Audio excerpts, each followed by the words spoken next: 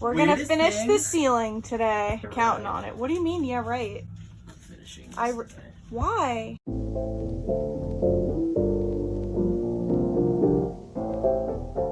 Let me explain what's going on. So this is the air line that was working with the hydraulic airlock door. And this is the one feed line that came through. And I went to Home Depot, I got this cap just to plug up the air. I put some Teflon tape on there. 3 wraps is, you know, sufficient. I'm just trying to get this as tight as possible. Is that it? Oh, my hand. Woo! I know, but why can't I use the handsaw? Don't argue.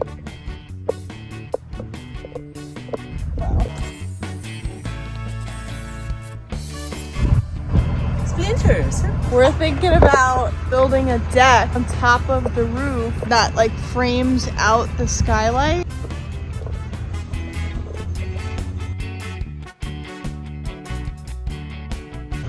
So basically now we're just framing out the inside of the shelf up here. What's wrong with you? Honestly, like, I don't care if I have to go 2 miles an hour. I'm not putting you in danger. Oh my god, it's honestly really hard to hold it close. My hand is starting to hurt. My fingers are... Oh, Viva! Here we go!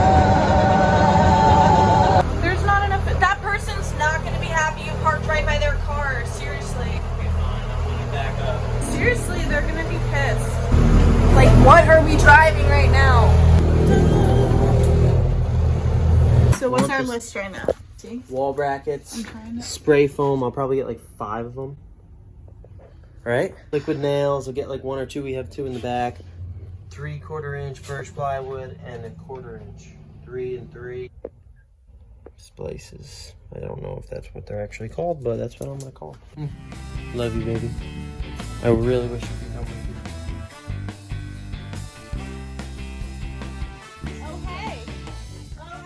What's up, guys? That's Ashley's like signature. What's up, guys? We're gonna finish the ceiling today. Counting on it. What do you mean? Yeah, right. Finishing. Why? We're redoing our couches because they really work terribly. And we're just craving efficiency up in here.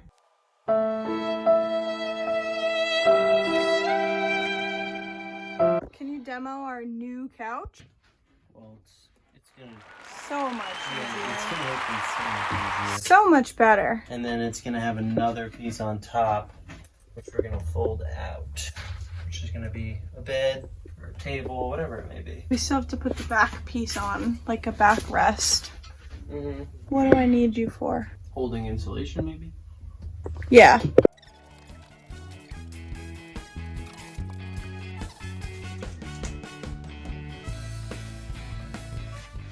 Something a little different we're doing up in the front. Just installing these cross-beam 2x2s just to support and to use for furring strips. But we have this dent in our ceiling and it's been there since we bought it, so we just want to make sure that this front part of the bus is really supported.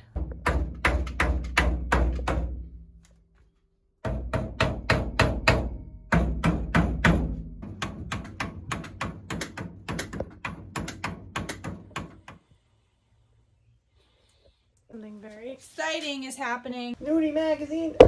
I think we've said that our new main priority is finishing all of the roof, like all of the ceiling. And then we want to get like walls up so that we can basically just have the whole structure done. Yeah, she's right. Listen to her. I don't know. If anybody knows anything about these T connectors, let me know. And I asked my friend, who's like kind of an audio engineer. He knew. He was like, these are what I use. Basically what this is like it splices the wire and then you can just add a third one on. Yeah. So that this wire goes all the way back to our power connection in the back of the bus, like the batteries and all that. What is this called?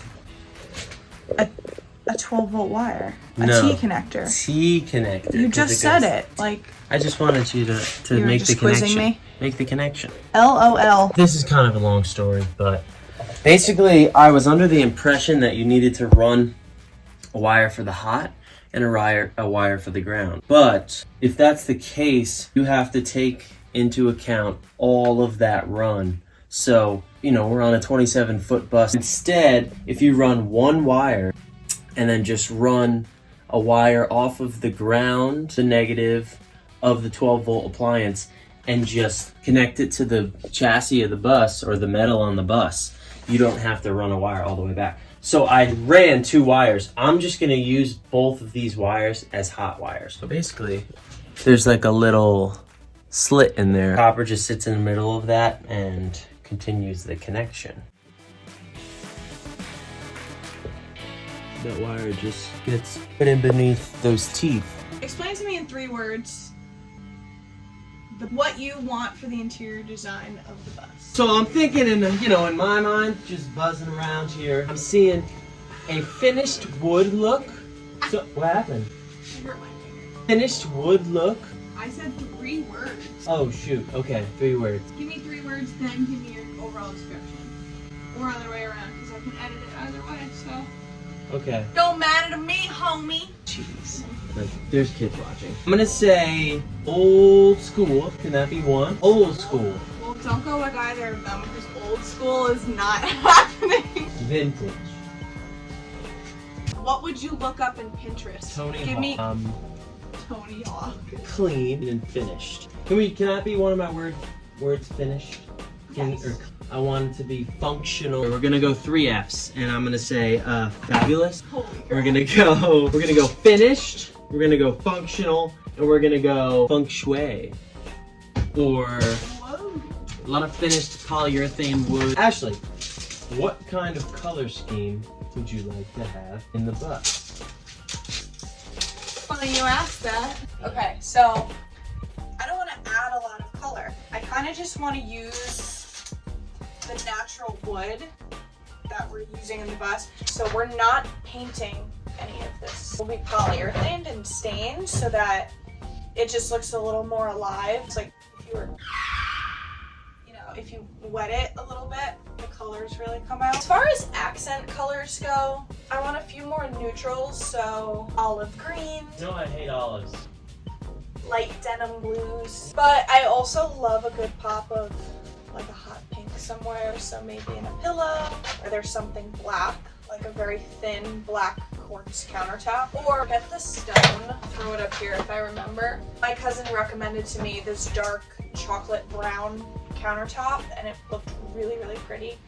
And it's kind of different, so I don't know exactly what the goal is today. It's Easter, we didn't say already. This weekend was really good. What I like about getting a lot done at the bus is that we can move forward into the week and feel good about it, you know?